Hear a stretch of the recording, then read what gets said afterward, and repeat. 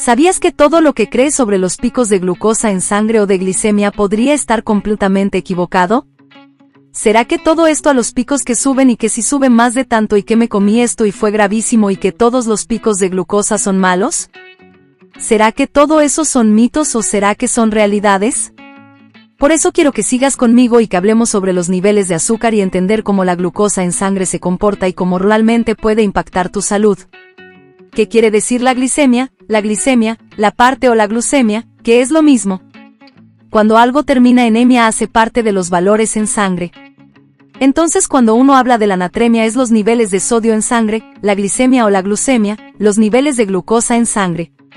Y tenemos que recordar que la glucosa es una fuente absolutamente necesaria y primaria para todas las células del cuerpo. Uno puede tener picos de glucosa cuando hay un aumento rápido en la entrada de glucosa a la sangre. Cuando hay una entrada rápida, pues eso se puede medir y eso lo podemos ver y eso va a ocurrir principalmente. Ojo a la palabra que estoy diciendo, principalmente después de comer, pero no únicamente después de comer. Y por eso tenemos que entender que la regulación de la glucosa es una cosa tan estrecha, tan fundamental en el cuerpo para que se mantengan las funciones corporales de manera correcta y para prevenir enfermedades como diabetes tipo 2, hipertensión arterial, hígado graso, infertilidad, ovario poliquístico, resistencia a la insulina, prediabetes, diabetes, o sea todo lo que viene bien encaminado. Más o menos los seres humanos tenemos en sangre circulando más o menos. Podemos tener el equivalente. Hace cuenta lo que tenemos en una cucharadita de azúcar, una cucharadita a ras, que es lo que sería más o menos unos 4 gramos. Eso es lo que está circulando en sangre. Con que tengas cucharadita y media circulando en sangre, ya estás en coma diabético y con que tengas media cucharadita ya estás en coma por hipoglicemia. Y eso se hace por diferentes mecanismos, especialmente 2 mecanismos hormonales que están todo el tiempo ahí tratando de controlar eso. Entonces eso es algo que a mí me parece tan absolutamente bello y tan absolutamente hermoso. Entender que esa regulación es una regulación muy estrecha, 2 mecanismos hormonales que están tratando de compensar un montón de cosas que pueden estar sucediendo, principalmente por la alimentación, pero también por otras cosas. Y por eso aparecen tantos mitos falsos, tantos consejos erróneos. Y en esto quiero resumirte o contarte parte de cuáles son esos mitos y esas cosas como equivocadas que creemos. Y es que lo único que eleva la glucosa es comer azúcares y eso no es así, porque también se eleva de comer otras cosas. También se eleva de comer arroz, papa, yuca, plátano. ¿Por qué? Pues porque tiene almidones y los almidones son cadenas de glucosa. Entonces los azúcares claramente pueden elevar la sangre, pero también se puede elevar por otras cosas, por otro tipo de carbohidratos que pueden elevar a glucosa, pero todo tiene que ser cosas que sean fuentes de glucosa, pero no necesariamente tienen que ser azúcares simples. Lo otro es que solo los diabéticos se tienen que preocupar de eso. ¡Ay, no! Que va ese cuento a los monitores de glucosa, ese cuento pues de no estarse cuidando todas esas cosas. Eso es solamente para los diabéticos. No, eso no es solamente para los diabéticos. Los diabéticos tienen que cuidarse mucho de esto. La mayoría de las personas que tienen diabetes no lo saben la mayoría. ¿Por qué? Pues porque como no están teniendo una complicación y como no nos hacemos chequeos de manera regular y como omitimos medirle a la gente la insulina y como omitimos medirle a la gente la glucosa en curva, pues no nos damos cuenta, pero es muy importante que nos demos cuenta entre todos entender que es un metabolismo saludable, cómo lo vamos a mantener, que es que los picos de glucosa son inofensivos mientras no te sientas mal, mientras no te esté dando la pálida, porque normalmente después de un gran pico de glucosa tiene que venir un gran pico de insulina, porque la insulina es la hormona que va a ayudar a tratar de coger esa glucosa y meterla dentro de las células y lo que sobre meterlo en el músculo y meterlo en el hígado para guardarlo y a algunas personas les puede dar síntomas. Eso hay gente que no, pero la realidad es que así no se presenten síntomas inmediatos. Los picos frecuentes de glucemia cuando son picos altos pueden, cuando son anclados a la alimentación, producir o contribuir con enfermedades crónicas como todo lo que te he dicho, diabetes tipo 2, enfermedad cardiovascular, enfermedad cerebrovascular y todas estas complicaciones. Entonces sí tenemos que gestionar bien la glicemia. Otro mito bien frecuente es que lo único que tenemos que evitar son las cosas que tienen alto índice glicémico y no, ya te lo he dicho. Hay cosas que pueden tener bajo índice glicémico, pero si yo como muchas de esas, pues se van a comportar como si estuviera comiendo un montón de cosas con glicemia elevada a lo largo del día. Por eso lo que tenemos que entender es muy bien qué es lo que pasa con toda la alimentación. La comprensión correcta de todos estos mitos, que es hacia donde quiero que vamos elaborando el video, es lo que nos va a dar conocimiento y lo que nos va a poder ayudar a crear estrategias efectivas para poder entender todo lo que está pasando con los picos de glicemia. Entonces, ¿dónde se considera que es un pico de glicemia elevado? Primero, ¿qué es un pico de glicemia? Cuando hablamos de un pico, ¿de qué estamos hablando? El pico es: yo tengo 80 en ayuno y yo voy a comer algo. Eso va a generar un incremento que va a hacer que la glucosa suba y eso va a hacer que la insulina también suba. La insulina hace su trabajo y eso va a hacer que la glucosa en sangre baje. Esa curva genera un pico. Eso es lo que llamamos ese pico. Esa diferencia entre lo que yo tengo en ayuno al punto máximo no debería exceder más de 30 unidades. Es decir, si una persona tiene 80 en ayuno, el pico no debería superar los 110. O sea, si yo le mido, si yo lo mando a que coma algo y yo lo mido a la media hora, a la hora, a los 90 minutos, a los 120 minutos. Nunca debería pasar los 110 miligramos por decilitro, 30 unidades por encima de lo que tenía en ayuno. Así las guías digan que mientras no tenga más de tanto, entonces no se considera diabetes.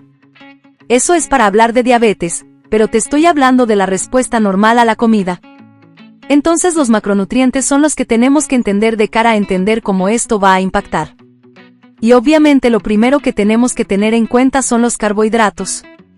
Hay carbohidratos simples donde están los azúcares, la fructosa, la glucosa, la sacarosa, la galactosa. Todos son esos azúcares simples.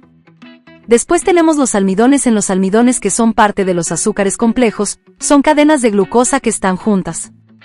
Y después tenemos las fibras las podríamos sacar de ahí porque las fibras no se van a descomponer para poderse asimilar. Lo único que va a estar son solamente la parte de los almidones y de los azúcares simples. Los carbohidratos son los únicos que van a tener impacto sobre la glicemia. Uno no tiene impacto sobre la glicemia de comer grasas porque si no tienen glucosa, pues no tienen impacto. Y lo mismo pasa con las proteínas. Entonces hay dos cosas que uno puede mirar y es el índice glicémico, que es qué tan rápido tiene la velocidad un alimento de elevar la glucosa en sangre. Y lo otro es la carga glicémica, y es que por cada, digamos, centímetro de alimento, hay alimentos que tienen un índice glicémico muy alto, pero cuando uno va a mirar dentro de una tajada de ese alimento, no hay mucha glucosa, no hay muchos azúcares como pasa con la sandía que tiene un alto índice, pero la carga, o sea la cantidad que tiene realmente por centímetro, no va a ser muy alta versus hay cosas que tienen índice glicémico alto con carga alta, como por ejemplo que los dátiles. ¿Por qué? Porque ponen un pedacito de dátil muy chiquito y yo tengo concentrada y mucha cantidad de azúcar. Entonces yo tengo que entender esas dos cosas. Esos son indicadores que hay que tener en cuenta a la hora de uno construir la alimentación. Entonces cuando yo voy a construir mi alimentación y yo quiero evitar tener picos grandes, lo que puedo hacer es comer alimentos, evitar los azúcares simples que me van a llevar a picos grandes, evitar cosas que sean de índice alto y de carga alta. O si voy a incluir estas cosas, me los voy a comer con fibra. Cuando yo me los como con fibra, las fibras mezcladas con alimentos que tienen altas concentraciones de azúcares libres, lo que va a ayudar es a que la entrada sea mucho más lenta. Y por ende, en vez de hacer un gran pico porque hubo un gran ingreso de mi intestino a mi sangre, empezaron a entrar todos en estampida. Lo que fue entrando fue mucho más lento porque la fibra va a hacer que eso sea mucho más lento. Cuando tenemos picos de glucosa relacionados con la alimentación constantes y muy elevados, eso sí se relaciona con obesidad, con sobrepeso, con prediabetes, con hígado graso, con hipertensión arterial.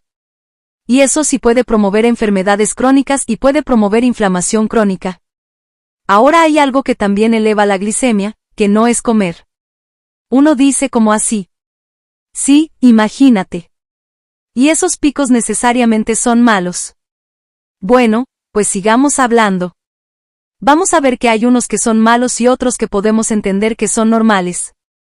Hablamos sobre el ejercicio. El ejercicio juega un papel fundamental en toda la regulación de la glicemia porque el ejercicio aeróbico como correr, nadar, saltar, puede mejorar la sensibilidad de la insulina y facilita la absorción de glucosa en los músculos y hace que los músculos estén pidiendo glucosa cuando se les acaba y ellos se van a empezar a pasar entre ellos porque uno almacena en los músculos. Pero si yo estoy entrenando mi hombro y rápidamente me consumo la glucosa que tengo en el deltoides, otros músculos que pueden empezar a pasar azúcar a la sangre para que se pueda desplazar y mi hombro la pueda empezar a utilizar. Pero ojo a lo que te estoy diciendo. Lo mismo puede pasar tanto con el ejercicio aeróbico como con las pesas. Eso va a mejorar los niveles de glucosa en el tiempo y eso va a mejorar los niveles de insulina en el tiempo. Pero cuando yo estoy entrenando, mientras estoy entrenando, como es tan alta la demanda de glucosa que están teniendo mis músculos, va a haber mucha glucosa en sangre. ¿Por qué? Porque se está desplazando de un lugar a otro porque activamente la estoy utilizando. O sea que si yo la mido en el momento en el que estoy entrenando, yo puedo ver que una persona puede tener la glucosa en 150 y eso quiere decir que tiene diabetes. No, eso quiere decir que en ese momento tienen una alta demanda y esa glucosa debería bajar. Y ahí es donde hay una gran confusión, porque entonces veo gente que se pone monitores de glucosa, que utiliza glucómetros y estoy absolutamente a favor de los monitores de glucosa en pacientes sanos. Absolutamente a favor. ¿Por qué? Para generar más conocimiento y mayor comprensión en las personas que quieran entender un poco cómo funciona. Y estoy absolutamente a favor en las personas con prediabetes que aún no tienen como tal diabetes. Absolutamente a favor. Pero si una persona sale a hacer ejercicio, sale a trotar, sale a jugar fútbol, sale a levantar pesas y se le eleva la glucosa, no tiene por qué preocuparse mientras vuelva y baje. Porque eso es simplemente el efecto del ejercicio y eso siempre va a pasar. Y por favor te pido que esto sea información que compartas, porque veo mucha gente asustada y preocupada porque tuvo un pico de glucosa. La aplicación no sabe. Lo único que le va a generar es un reporte y una alerta diciéndole cuidado que usted está teniendo un pico de glucosa. Entonces ejercicio aerobio, ejercicio anaerobio, ejercicio de resistencia, todos los tipos de ejercicio intensos van a aumentar los niveles de glucosa en sangre para después bajar. Y eso no es malo. Eso es algo necesario, es algo positivo, pero en el tiempo eso va a ayudar a regular mucho más y a disminuir los niveles de glucosa en reposo durante el sueño. Mientras no estoy entrenando y eso va a mejorar la sensibilidad a la insulina disminuyendo la resistencia. Hay documentos del American College of Sports Medicine y la Asociación Americana de Diabetes que proporciona pautas detalladas del ejercicio y cómo esto beneficia a las personas con diabetes tipo 2. Vuelvo y te repito ejercicio aeróbico. Ejercicio anaeróbico regular a lo largo de la semana. Si se puede todos los días mejor, pero si no por lo menos 3 o 4 veces a la semana que ojalá no te pase más de un día en que no entrenes. Empezar gradualmente, aumentar la duración, aumentar la intensidad si nunca has hecho ejercicio. Si lo único que puedes hacer es 10 a 15 minutos, perfecto. Después irás encontrando la forma de hacer 30. Después empezarás la forma de hacer 40. Lo mínimo que se espera que una persona haga son 150 minutos de ejercicio a la semana. Lo mínimo. El ejercicio estructurado ayuda al desarrollo cerebral, al desarrollo muscular. No estamos hablando solamente de los picos de glucosa y no estamos hablando de todo, pero trata de moverte. Ahora hablemos de otra condición que eleva los picos de glucosa, pero eso sí hace mucho daño y estamos hablando del estrés. El estrés tanto físico como emocional como químico puede influir significativamente sobre los niveles de glucosa en las personas. Uno lo ve, uno está con los pacientes revisando las glucometrías y uno le dice, ¿qué pasó aquí? Doctor, tuve una pelea con mi vecino o con mi suegra o con mi hijo o con mi esposa o con lo que sea que usted no se lo alcanza a imaginar. Y eso fue. ¿Qué día fue? El 27. Uy, sí, doctor. Uy, no. Eso fue terrible. Para mí fue muy difícil, lo que sea. Los pacientes mismos lo muestran. ¿Por qué? El estrés genera que se haga un pico grande de adrenalina. La adrenalina aumenta la frecuencia cardíaca, aumenta la presión arterial, aumenta las circulaciones de los músculos. ¿Por qué? Porque el cuerpo está pensando que tiene que salir y huir. Nos prepara para los estados de alerta y de huida. Eso aumenta los niveles de cortisol y eso va a hacer que la glucosa en sangre aumente. Entonces la glucosa en sangre elevada en una persona que vive constantemente estresada. Uno dice, no, bueno, pero eso es lo mismo que el ejercicio. Eso va a ser bueno. No, porque eso va a hacer que las células con el tiempo se vuelvan menos sensibles a la acción de la insulina. Aumenta la resistencia y eso va a hacer que posteriormente el páncreas empiece a producir más insulina y eso conduce a mayor inflamación. Y eso es lo que va a conducir a que el estrés con una mala alimentación se empiece a combinar para producir resistencia a la insulina. Las infecciones y el trauma son un estresor físico. Las infecciones se comportan como físico y químico y eso va a elevar la glucosa. Uno lo ve en los pacientes en cuidado intensivo. Tienen la glucosa elevada mientras están en la fase de estrés agudo. Y eso quiere decir que se están volviendo diabéticos en cuidado intensivo. No, pero la respuesta metabólica es significativa y aumenta los niveles de glucosa. Y mientras el cuerpo esté en el estado de estrés por la infección o por el trauma, eso va a generar una elevación en la glucosa que después tiende a bajar.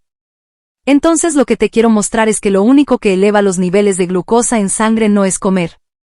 Y a lo que te quiero llevar a entender es que a las dos condiciones más importantes que tenemos que anclar a entender los niveles de glucosa, donde de verdad podemos hacer algo y donde de verdad podemos cambiar algo al respecto, es en nuestra alimentación y en el manejo del estrés, los picos de glucosa anclados al estrés crónico y a la mala alimentación o la combinación de los dos. Esos sí son los que son graves y cuando esos picos son de 30 unidades por encima de lo que yo tenía en la pre, ahí es donde empezamos a tener graves complicaciones. El impacto a largo plazo de estos picos repetidos de glicemia y estos estados de hiperglicemia crónica, así no sean por encima de lo que las guías dicen que se considera hiperglicemia, sino que es hiperglicemia para mí, porque está por encima de mis niveles o para ti, porque está encima de tus niveles. Ya sabes, 30 por encima de lo que tenías en la pre. Estaba asociado con mayor aumento de desarrollo de enfermedad cardiovascular, formación de placas en las arterias, que es lo que conocemos como arteriosclerosis, ataques cerebrovasculares, hígado graso, hipertensión arterial y todas las complicaciones. Todo lo que conocemos anclado al síndrome metabólico, también al desarrollo de cáncer por el desarrollo resistencia a la insulina y de hiperinsulina, es decir, de generar mucha producción de insulina en el cuerpo y todo lo que esto puede producir además a daño nervioso y que las personas terminen amputadas, daño renal, la principal causa de ceguera, la principal causa de sordera en el mundo y todas las complicaciones que vienen anclado de esto, que por eso dicen, ay, no es tan exagerado. No, no es tan exagerado. Millones de personas al año se mueren por esto. Millones. Y es increíble que hoy no se pueda hablar de esto, porque entonces es que tan exagerado que cuidado, porque entonces van a llevar a la gente a que haga un trastorno alimentario. La gente debería comer intuitivamente y comer lo que sea. Estos no le permitan a la gente comer intuitivamente, porque esto engaña nuestros sentidos y no nos permite tomar buenas decisiones. Entonces el exceso de glucosa en sangre daña a los órganos y se comporta como algo que llamamos glucotoxicidad. Estudios como el de Schiller y compañía que te estoy mostrando destacan la importancia del control intensivo en las personas con diabetes tipo 2 para mitigar los riesgos. Concluye que cuando reducimos los niveles de glucosa puede disminuir significativamente las complicaciones a largo plazo en los pacientes con diabetes y mejorar la calidad de vida. Esto obviamente ocurre en pacientes diabéticos o no diabéticos. Entonces, ¿qué vamos a hacer? ¿Qué vamos a hacer? Lo primero que tú tienes que hacer es organizar tu alimentación, entender eso de qué se trata, entender cómo la vas a organizar. Si no tienes idea o si te salen los exámenes mal, pues mira si puedes incluir un glucómetro. Mira si te pueden autorizar un monitor de glucosa, un monitor continuo que tú puedas empezar a ver cómo te comportas en el día, en la noche, después de unas comidas, después de otras. Si puedes empezar a entender y eso te puede dar mucha noción y te puede dar mucho conocimiento. Habla con tu médico para que te tomen una prueba por lo menos de glucosa en ayuno y después de comer a la hora y a las 2 horas. Mira también que te hagan una prueba de insulina en ayuno y a la hora de las 2 horas y ver cómo se comportan los dos patrones. Es absolutamente necesario medirlos. Pero de nuevo a mí el monitoreo con monitores continuos de glucosa en pacientes no diabéticos, en pacientes sanos, en pacientes que tienen algún nivel de riesgo moderado y también en diabéticos. Me parece algo absolutamente genial en cuanto a los tratamientos que podemos hacer. Hay personas que les puede ir muy bien con intervenciones dentro del mundo de los suplementos como el ácido alfa-lipoico, como la berberina, como la introducción de vanadio, de canela, que puede servir para algunas cosas. Perfecto. Sacar. Si estás teniendo picos de glucosa, sacar de tu alimentación cosas que tengan alto índice glicémico, que tengan harta carga glicémica, sacar todos los azúcares simples, sacar el alcohol, por favor. Y tenemos que empezar a organizar una alimentación donde prime mucha proteína, mucha fibra, suficientes grasas saludables, Hacer una rutina de actividad física donde empecemos a utilizar más toda esa glucosa que tenemos pegada en el cuerpo y que tenemos disponible en tantas partes, tanto ejercicio cardiovascular como ejercicio de pesas y empezar a tener un manejo adecuado del estrés en absolutamente todas las fases. Las directrices de la Asociación Americana para la Diabetes en Estados Unidos, en las guías del 2020 tienen recomendaciones específicas sobre los objetivos de glicemia y destacan la importancia del manejo personalizado para la diabetes y para todo esto que tiene que ver con las personas que tienen picos de glucosa, que empiezan a tener ya prediabetes, incluido el ayuno. Acuérdate que el ayuno calladitos, la boca lo incluyeron como una gran herramienta para las personas desde el 2023, lo pusieron para las guías del 2023. ¿Por qué?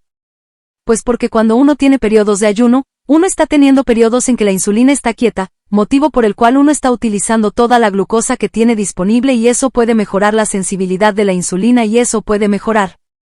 Obviamente que las personas empiezan a tener picos menores. Entonces, conclusiones y recomendaciones. Por favor, monitoreo de la glucosa. Hazte monitoreo de diferentes formas, sea una forma clínica para que te hagan controles ejercicio de pesas, combinación de ejercicio aeróbico, tener algunas fases de ejercicio anaeróbico, ejercicio de pesas para mejorarlo. Tu alimentación. Vas a tener tu alimentación. Ojalá comas en una ventana por ahí de 10 o de 9 horas y dejes el resto del tiempo sin comer. Y en ese tiempo que si vas a comer 2 o 3 comidas, vas a garantizar tu cantidad completa de proteína. Vas a comer 1.5 gramos por kilo de proteína al día. Vas a comer suficiente fibra, mucha fibra, por lo menos 25, 30 gramos de fibra en todos tus alimentos y muy buenas grasas saludables. Y si estás teniendo complicaciones, ya sabes todo lo que son alta carga, almidones, alta carga de azúcares, alta carga de índice glicémico, de carga glicémica para afuera por un tiempo, no es para toda la vida, por un tiempo. Mientras regulas todas estas cosas, optar obviamente por alimentos de bajo índice y baja carga para estabilizar los niveles de glucosa. Cuando eso lo hacemos y no estamos picando, porque también estar picando puede hacer que la insulina empiece a subir y empieza a generar más resistencia. Y si yo empiezo a tener resistencia, pues empiezo a tener picos. El manejo del estrés no lo puedes dejar a un lado. No te puedo explicar cuántas personas no pierden un gramo y el tratamiento con suplementos o tratamiento farmacológico personalizado. Ya lo puede hacer única y exclusivamente tu médico si es necesario. Y lo último que siempre debe estar en nosotros, queridos amigos, en la educación, un paciente informado, educado que entiende estas prácticas de manera científica sobre cómo prevenir la diabetes o si tiene diabetes, sobre cómo ayudar a trabajar para ojalá salir de la diabetes, que si se puede, lo que llaman no entrar en remisión. Eso es absolutamente viable, pero eso se hace únicamente con estrategias nutricionales, estrategias de ejercicio, estrategias de manejo del estrés de manera transversal, disponibles para todos, que eso es justamente lo que queremos hacer en este canal. Y esto es algo que lo podemos hacer todos y así cambiamos el sistema de salud, que es cambiando nuestra mentalidad. Hay otras cositas que se pueden hacer, como comer vinagre de manzana antes de las comidas. Ya te he dicho incorporar mucha fibra, tener a veces quizás unos periodos de ayuno un poquito más altos. Lo que te decía, el vinagre de manzana ha mostrado que ayuda a mejorar la sensibilidad a la insulina, ayuda a hacer que los picos de glicemia después de comer cuando se consume antes o tomando un poquito en las ensaladas puede ayudar a reducir esos picos por el efecto que tiene el ácido acético. Recuerda por favor cuidar de tu microbiota para que tu microbiota cuide de ti con alimentos fermentados, con fibras, si es necesario, con probióticos. Las fibras no te pueden faltar y son absolutamente necesarias para mantener la saciedad, disminuir la velocidad de los picos, mejorar las condiciones metabólicas. Hay algunas personas también que sugieren el orden de las comidas y es comerse primero los vegetales, después las proteínas y de último, si vas a incluir algún almidón, pues te lo podrías comer después. Pero lo más importante es que las proteínas y la fibra venga de primero y eso es demasiado útil y eso muestra mucho control glicémico. Por favor, no le faltes a tus nutrientes, no le faltes a tu proteína. Controlar los picos de glucosa no es algo difícil, pero sí me parece muy importante que es lo que hemos hablado a lo largo de este video y es mostrarte que hay muchos mitos, que hay unos picos que son negativos para la salud, otros picos que pueden ser perfectamente normales y que no son negativos y no nos van a llevar a ser diabéticos. Hay otros que están anclados a una condición clínica, como son las infecciones y el trauma, pero eso tampoco va a llevar a nadie a ser diabético.